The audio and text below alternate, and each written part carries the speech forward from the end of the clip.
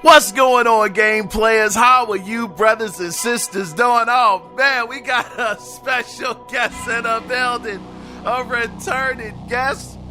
You brothers and sisters have heard him before. This is my brother. I mean, this is my guy, man. I got so much admiration for this man. You know, we've been in the trenches together. You know, you guys have heard him before. I don't want to make this introduction too long, but I want to introduce to y'all again, returning for his third time, Mr. AB. What's going on, good brother? My man, Key. What's happening? You already know, man. I'm just happy to be here. Once again, it's always a pleasure. Man, it's always a pleasure to have you on, good brother. Now, me and you, AB, we talk to each other behind the scenes, man. And I had ran across to you this article, several articles that got us here today on the podcast talking to one another. First article I want to read off to you, the title of it, right? It was from GameSpot. GameSpot said, and I quote, "Can PlayStation and Nintendo compete with Game Pass?" That was the first one I read off to you. The next one comes from a website called iMore, spelled IMORE, who said Nintendo should bring back the virtual console to compete with Xbox Game Pass. So with that being said, good brother, matter of fact, I got one more, AB. You know it's always best in threes, brother. It was another website. This called, now I ain't gonna lie, I don't know these guys, but it fit my narrative. So hear me out, brother, hear me out. It's this website called RPC Fan, and they called Game Pass, quote, "one of the best deals in the gaming industry for $10. And he did mention that Octopath Traveler, which was, I believe, on the Switch at one time, is coming to Game Pass. So with that being said, AB, you and we were going back and forth a little bit, and I said, I think Sony might be on the ropes with this one, brother. I think Sony might be about to be hit with a barrage of games that they can't handle, brother. Now I'm going to let the audience know real quick. Captain X might come out during this episode. Kiaun might be put on the back burner. I might start showing my green colors on this episode. But AB, I want to ask you, brother, can PlayStation keep up with this Game Pass situation, this brewing right now, good brother? Do you think they have a shot? Man, it's so much capping going on, man. Let me just go ahead and get that out the way real quick, man. They capping for this Game Pass play so heavily, man. It's ridiculous. All right. Let me start off just with a clear-eyed view on the situation. Does Game Pass offer some value to the customer base? Yes, for sure. Yeah, I mean, to be able to get into a games as a service situation, $10, $15, and you can play a whole lot of games. At this point in time, you're playing old games, obviously. But I mean, man, that's a shot, AB. Man. But my point being is it's still a value. You know, I don't want to minimize the value that's there for $10. And then it'll eventually get to a point where you will be playing some new games that come out. There'll be some that'll be day and date, and that's cool. But looking at it objectively from all the way around, it's still not a situation where Sony and Nintendo has to compete or have to catch up to Microsoft or Game Pass. Game Pass hasn't even done enough yet. Oh, man. It hasn't done enough, brother. I mean, at this point in time, right now, you look at Microsoft's situation, everything that they do, everything they talk about is numbers. That's it. It's all about numbers. So when you talk about Game Pass versus talking about accomplishments or quality of games, you're going to talk about number of games. That's it. I want to counter that, AB. Oh man, the disrespect, brother. Good gracious. Yeah. Get it started, man. Oh man. Now this is the thing, AB. Okay. Now, looking at it from PlayStation's perspective and Nintendo, we all know Nintendo, they're off in the corner. They're doing their own thing. You know, they walk to the beat of their own drum. But even they're not exempt from this, AB. I'll say this. Look, Game Pass, brother, like the article said, it's the best value in gaming. Here it is, not only, and think about this, AB, not only are you going to get access to some of those great Xbox exclusives, brother. I know that people are going to say, what are you talking about? But it's coming. Trust me, it's coming. You're going to have access to Bethesda's games day and date, brother. Elder Scroll, Fallout 5, Starfield. Those are going to be in there day and date. And then on top of that, AB, just to sweeten the pot a little bit more, you got EA Play in there as well, brother. And then you look over on the other side and you see what Sony has going on. Yeah, Sony has they got some pretty good games, man. They doing all right. They doing all right. You know, I mean, they got a few. They got a few. I mean, you know, Ghost of Tsushima is just an updated Bushido Blade, but it's all right, brother. It's okay. It's okay. But when you look over at the barrage of games, how can PlayStation compete with that, brother? Here it is. You got games going day and date coming from Bethesda. And then not even to mention AB. Now, this is a rumor, brother. But imagine if this rumor becomes true and Ubisoft games going there as well. The quality is past the moon, brother. Gone. How are they going to keep up with that, AB? How can Sony and Nintendo do that? Because Mario ain't going to save them, brother. Ain't going to save them. No, Mario's not going to do it. This is an interesting part of that equation. And this is what makes the conversation interesting. So when you talk about value is determined on what you value. So to come out and say, oh, they have the best value in gaming, that's not always true. It depends on who you ask. It depends on what you value. Because if a whole bunch of games, a whole bunch of AA games for the most part, because I mean that's the reality. That's called a spade a spade. Oh man, AB. For that $10 or $15. The majority of the games you're going to get on that games as a service are AA games. Oh my goodness. That's just real, and it has to be that way. Honestly, I mean that's actually fair to be honest. If you're going to spend $10 to $15 a month, it's fair for you to primarily get AA games. So my point being is, if you value AAA games as your primary source of playing experience, then obviously you won't value Game Pass as much.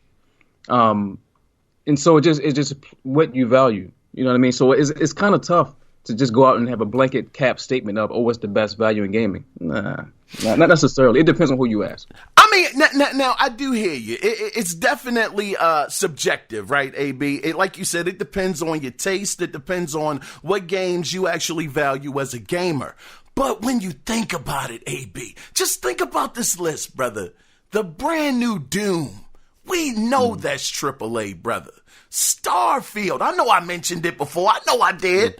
But it's a AAA game, man. And then you top that off with, look at what Microsoft did this week, brother. Oh, man, you want to talk about a power move, AB? Look at what they did this week, AB. Do you remember what they did, brother, earlier this week that pretty much shocked so many people?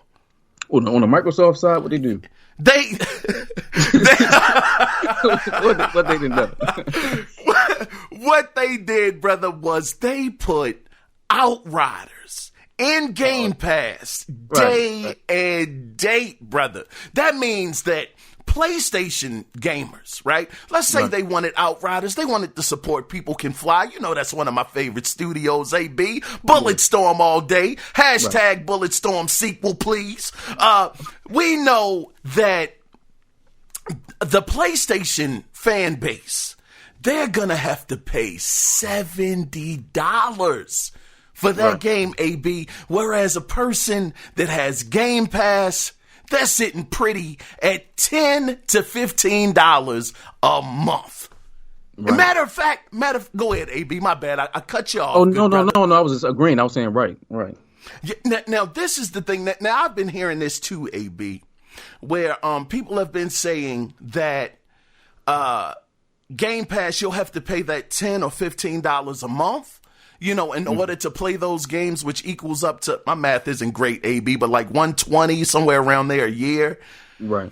My thing is, AB, Xbox is so cold with it, brother, that if you just want to play Outriders, all you have to do is go to your local Giant, go to your local GameStop, and pick up a 30-day card for $15, AB. $15. And you are in the door, brother. You are in the door, man.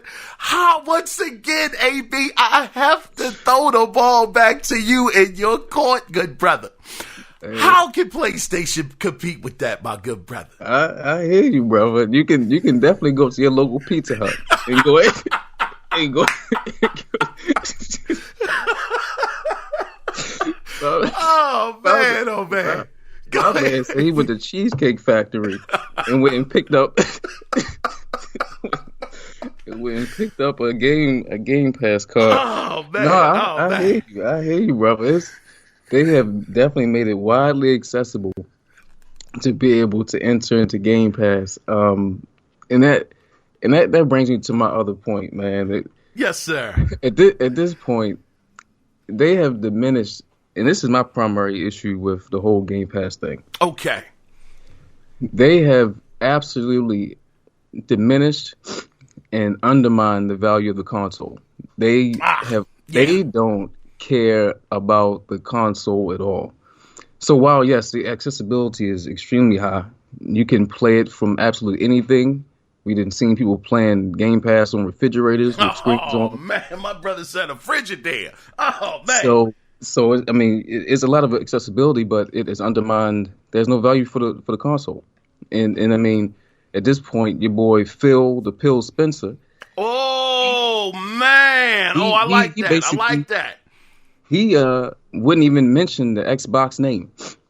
He wouldn't even say the word Xbox when he said that in reference to the public and making sure that people had access to be able to play anywhere Game Pass is. He won't even mention the word Xbox. So it just undermines the console greatly. So it does provide value. I'm not going to undermine that. But at the same time, it totally undermines the console. And it doesn't allow these publishers to truly put AAA games, like huge ones. I mean, obviously, the majority of the AAA games you're going to find are going to be the ones within the Microsoft umbrella that they purchased, like Bethesda. But outside of that, you're not going to have a whole lot of just third-party massive games coming through. It's going to be too difficult with the business model. All right, AB. Now, this is one thing, brother. Now, I hear you on that.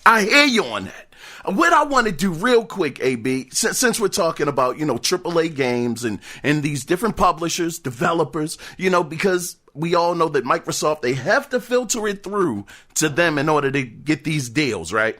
Right. So what I want to share with you, brother, is another example of what Game Pass has done. Now, this is coming from Senior Vice President of Commercial Publishing at Sega Europe, who said they are, quote, really happy, end of quote, with the results of the service, and stated that by adding, now, granted, it might not be a big name game, AB, but work with me, brother. Work with me here. Okay. It's called 2 Point Hospital. Now, listen. Now, listen, AB. Man, you don't get this Operation game out. Operation 2021. Oh, man. Listen to me, AB. Hold on, brother. Hold on. Just work with me, brother. I got you. Here we are. Okay, now she said by adding 2 Point Hospital, right, to Game Pass, it pushed the franchise. Listen to these numbers, AB. It pushed it to over 3 million players, brother. 3 million.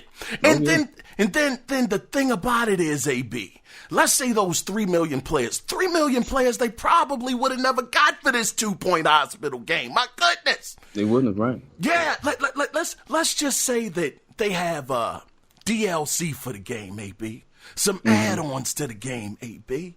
That is opening up the market to them to make so much more money than they would have ever made without the greatest deal in gaming, aka Game Pass. And because of that, AB, I think that opens up the doors a little bit more for some more AAA titles to go into the service, especially if they have some kind of online component. Matter of fact, GTA 6 going to be in there, brother. Day and date, brother.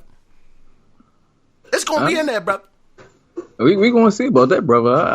I haven't heard that announcement yet. No. I just made that up. But it's going to be in there. Rockstar. I just got a feeling. I got a feeling it's going to be in there, brother. Because Game Pass is the greatest value in gaming, brother. I mean, the thing is, you're speaking from a publisher and developer standpoint, and for them, it's an automatic base of players. You can put anything in there, and you're automatically going to have a base of on that platform. So, yeah, my question then becomes this: if you automatically know that you're going to have millions of people sitting there that's going to try out the game just because it's there and it's within the $10 to $15 window, do you really have any incentive to truly make an amazing game? Because this is the thing, back in the day, or just last generation for that matter, when you made a game, you had to actually sell that game. You had to make it good. You had to have the gameplay. You had to have the character development, the storylines. Everything had to be top notch to be able to get that customer dollar. You had to, because you knew nobody was going to buy that game. They wasn't going to pick it up from the store. But now in Game Pass, if you know that you just put a game on the system, on the service, you don't have to worry about somebody actually just buying the game, going out of their way to purchase that game. You just have people sitting there to play it. How much incentive do you have to make the characters that great, the gameplay that great, the storylines, all that type of stuff? Will that undermine the creativity of the developers?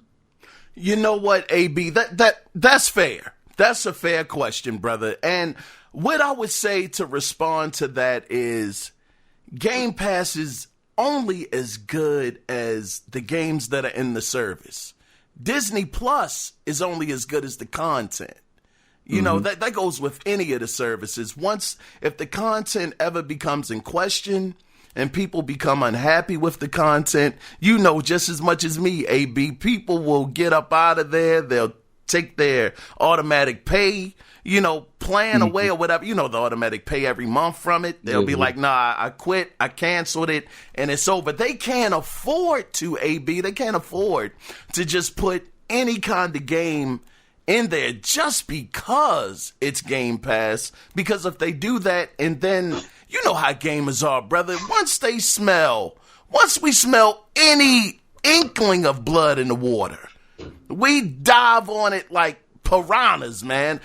If word was to ever get out that Game Pass because they just got over that hump, as it were, AB, about being a service that was just so mediocre, really wasn't offering much. They're just starting to transition a little bit out of that.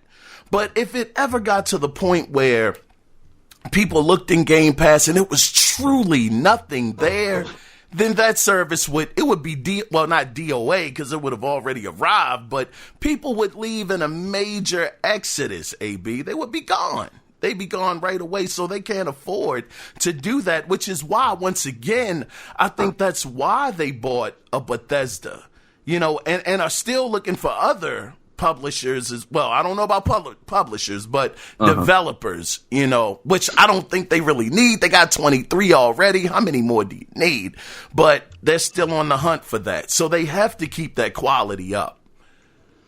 Yeah, and we're gonna definitely see. Like I said, it's gonna be interesting because I don't think based on the fact that there not being a whole lot of AAA games coming through Game Pass, like you said, they bought Bethesda for that reason. You needed somebody to come in to make sure and guarantee that you were going to have some AAA games be supplied on the platform, because they knew that the majority of them were going to be AA.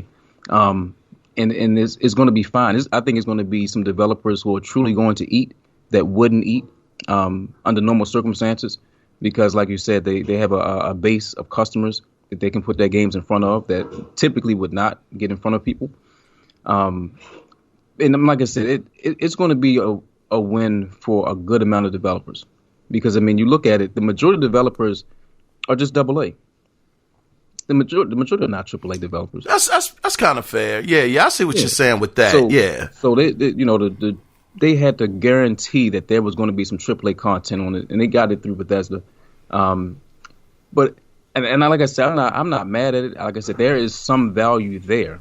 I think it's to be seen if it's as high as people are trying to make it through these media narratives. And the reason why I say that, transitioning over to my team, Sony. Talk to me about your brothers over there, man. Talk to me, man. And this is the thing. At this point in time, as far as talking about value, what they just did with giving away Horizon, 10 other games for free, and this is the hugest thing. This blew me away. You don't even need to have a PSN subscription. Sony actually loves the console gamer.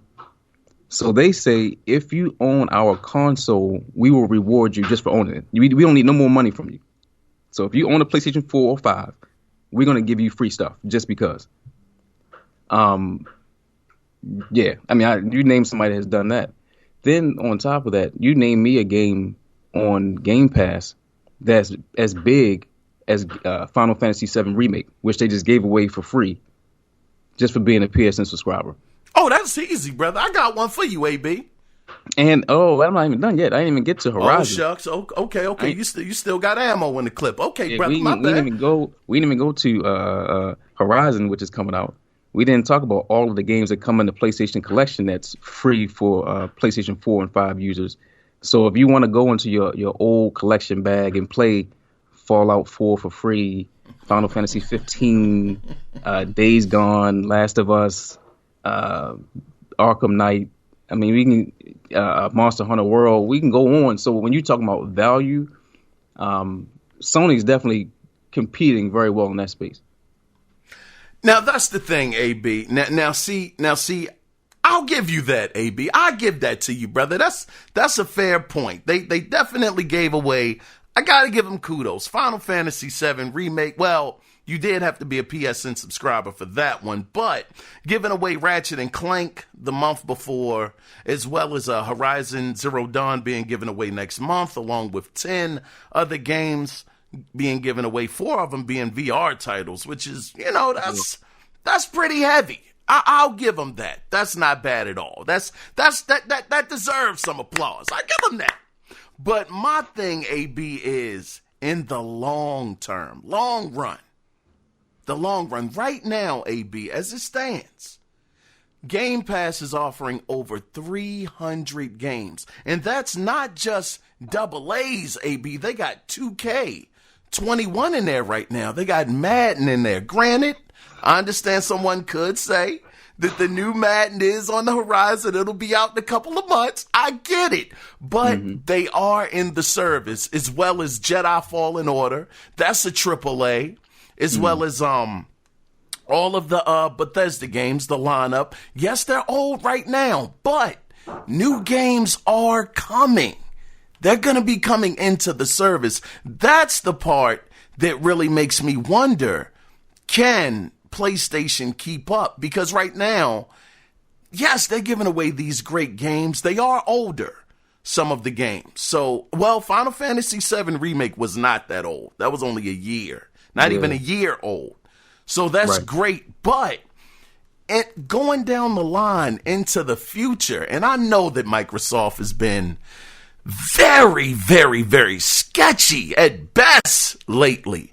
But once they start clicking and their games start getting released, that's when I wonder, how is Sony going to be able to keep up? Because we know that as it stands right now, they don't have as it were, a Game Pass equal. But Right. with that being said, I tell you what, let's switch it up just slightly. Do you think that PlayStation will eventually have to have their own Game Pass rival, as it were? And we know Jim Ryan said they're working on something, but we know Ryan, we can never take him at face value. Yeah. So, but do you at least think that it will come a time where they're going to have to do something to combat Game Pass? Yeah, I mean, everybody is going to go into a time period where everybody's going to have some type of games as a service platform of some kind. I mean, it's just going in that direction. Everything is becoming digital. Everybody's moving away from the physical and ownership. And let's not act like Game Pass is the first. They're not the originator of this thing. If people are old enough, they may remember Sega Channel, which was the originator of this thing, you know. So shout out to Sega, man. Oh, shout out to Sega. Pretty much almost everything originates with Sega as far as their concepts and what they did. But I think that everything is eventually going to go in that direction at some point in time.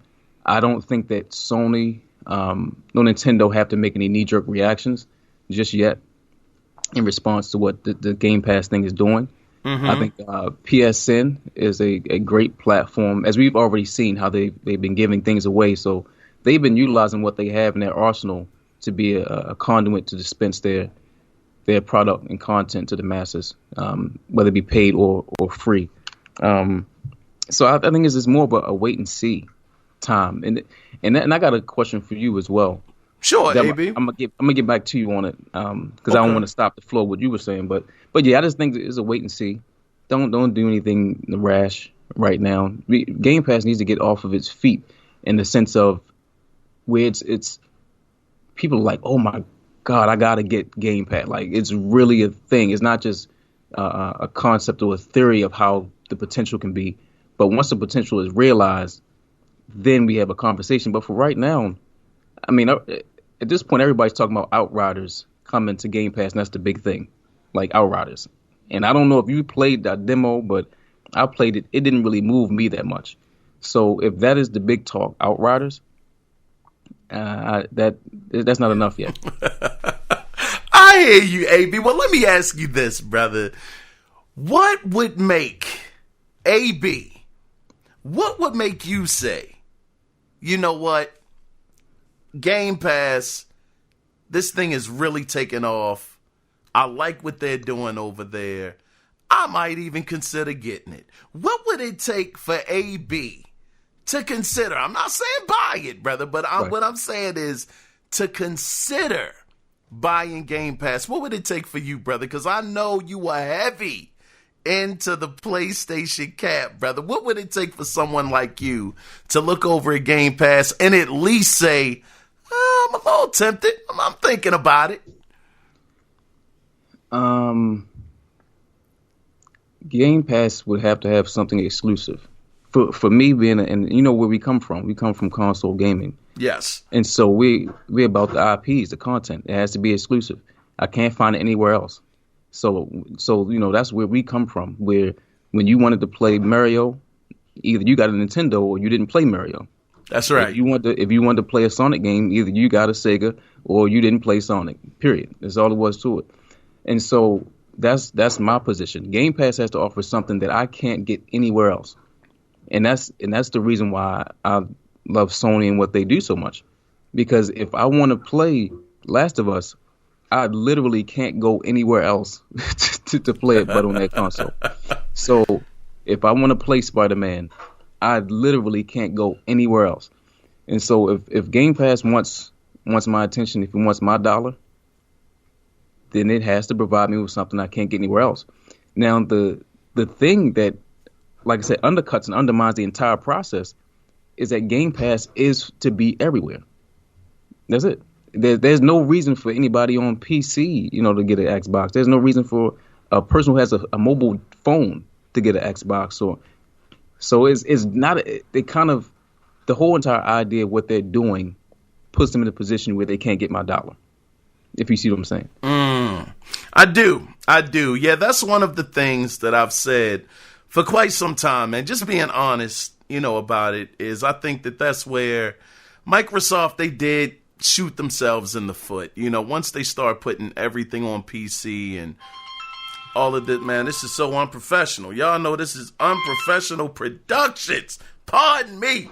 But what I was saying was once they start doing that, it definitely, to me, really hurt the console sales. But what I would say to that, AB, is we've seen, at least at the moment, and all we can do is judge a company or something that's happening in the now. And right now, we found out that Outriders is only going to be available on the Xbox console. It's not going to be available. Well, not. Whoa. That's false advertisement. It's only going to be available through Game Pass on the Xbox console, and it won't be available on Game Pass for the PC. So that's one thing that Microsoft has done, as well as them just adding EA access over on the PC side of Game Pass versus the Xbox has had it for a couple months now. So hopefully I can only take those two examples, AB, because that's really all I got right now, brother. But I can only take those two and hope that Microsoft, they will build off of that and they will start making their games, some games at least, timed exclusive to the console, to give a person like yourself, AB, a reason to want to go out there and, subscribe to Game Pass, nonetheless buy the console, even possibly. But yeah, they definitely have to get that together. But AB, you said you wanted to ask me a question, brother. I am all ears, man. Yeah, man. This is my question. So, because we talk about value, and we realize that value is relative to the individual. So we have a game that comes out both on the PlayStation 5 and it goes into Game Pass. The PlayStation 5, the developer utilizes what the PlayStation 5 has to offer. So they're utilizing the DualSense controller, the adaptive triggers. They're utilizing the SSD and able to create just specialized things beyond loading times. It could be something in reference to, the assets being of a certain quality or whatever the case. Because we've seen over time, as these games have come out, that the PlayStation 5 has generally outperformed the Xbox for whatever reason. Now, we don't know, but it's outperformed it generally. Yeah, that's fair. That's fair. So if you have an option to play a game on Game Pass with what the Xbox offers, but then you have the same game, you have the option of playing it on the PlayStation with all the enhancements that come through a fuller experience with the DualSense controller and everything else. At that point, what's more valuable to you? What do you think is going to be more valuable to the consumer? Is it strictly the $10 to $15 a month? Or is it the gaming experience? Man, AB, I got to tell you, brother, good question, but my retort to that would be, brother, that the way that my checking account is set up, I can only afford $10 to $15 a month. So I would have to go with the Xbox experience, brother. Now, to be fair though, AB, I definitely hear what you're saying. All kidding aside, I hear what you're saying, brother. You're saying, do you want that quality, or do you just want to jump in at a decent price point that's not going to break the bank? I guess, AB, for me personally, I would want to get the best quality possible. That's me personally. So if I had to go out and get the PlayStation version, I would. I have no problem doing that because, I like collecting the physical copies anyway of games. Game Pass, I'm still on the fence for that service myself at the end of the day. So, because I like to own my games. Mm-hmm. So, but I think what it would come down to, AB, is like something we've been talking about the whole podcast, is it'll just come down to the individual. Does it really matter, if it's running at 30 frames per second to this person versus 60 frames on the PlayStation? I mean, just giving examples, if I can pay $15 here versus paying 70, somebody else might, feel like, hey man, I got this $15 and this is a hot new game and I'm trying to play it. So this is the easiest way to get into it. So I'm gonna just, give them my 15 for the month and, that's going to be that. And I'll be able to play the game, But it's definitely an interesting point, though, AB. I mean, it's an interesting take to look at it that way. Yeah. No, it's just a question, and like I said, I mean, there's going to be value there. Period. Like I said, I mean, I'm not going to make it seem like there's no purpose for it. No, I mean, there's a customer base for it, no question. Yeah, they're going to make money. I mean, it's just, and I mean, it's a good value, especially for somebody who's not a hardcore gamer. Because, I mean, that's really what Game Pass is for. It's for the general consumer. It's not really for the hardcore. I agree with that. And so because they're going after that market, because you realize that everything is not for everybody. Mm-hmm. So for as many people that, want to be in Game Pass, you'll have individuals like myself who are like, nah, it really doesn't have anything for me. So, but I'm glad that they've found a space, because Microsoft has been looking for a space to try to take over and win in, because they have never been able to win in the console space. Shots fired. Yeah, I felt that, brother. I felt that. It kind of hit me in the heart a little bit, AB. A little bit in the heart bone, brother. Yeah, shots fired. Golly, brother. Oh, man. Well, they came close. They came close. Xbox fans, I'm one. We always like to talk about the glory days like Al Bundy, brother. Back in the 360 era, they were doing their thing, man. Oh, they were close in 360. They were close. Yeah. So close, man. But Xbox One, that generation, that was a tough generation. Good gosh. And they haven't been doing too well up until recently. It seems like the tide is turning, just a little bit. Of course, we got to keep our eyes on it. We know that Sony, they're going to come out swinging, brother. They got Ratchet and Clank coming out this year. They got Returnal coming out this year. Yeah. Horizon Forbidden West is at least still on the docket. We don't know if it's going to make it out or not. So that's a big barrage of games, man, that Xbox is gonna have to they're gonna have to contend with. So it's gonna be interesting. So AB, in closing, brother, you think that right now, as it stands, Game Pass is not a threat to PlayStation and Nintendo? You think that it's a wait and see approach right now? Yeah, right now, definitely wait and see. Potential is there. Don't get me wrong. I'm not going to minimize potential, but until potential is realized, we can't count it. You know what I mean? We can't. Yeah. It ain't nothing to be counted just yet. But I mean, it could. It definitely could. I think that they will have even more opportunity once they begin to put the Game Pass app on all of the TVs like they're trying to do. So they want you to buy a TV. It automatically has an app in there like a Netflix, like YouTube and everything else. Then that'll give them a huge audience, or even they already have a huge audience, but even bigger one. That'll be a time where you need to look at it and start seeing what needs to be done on, Microsoft, Sony and Nintendo's end. But for right now, this is way too early. And on top of that, way too many good AAA games coming out from Sony's camp.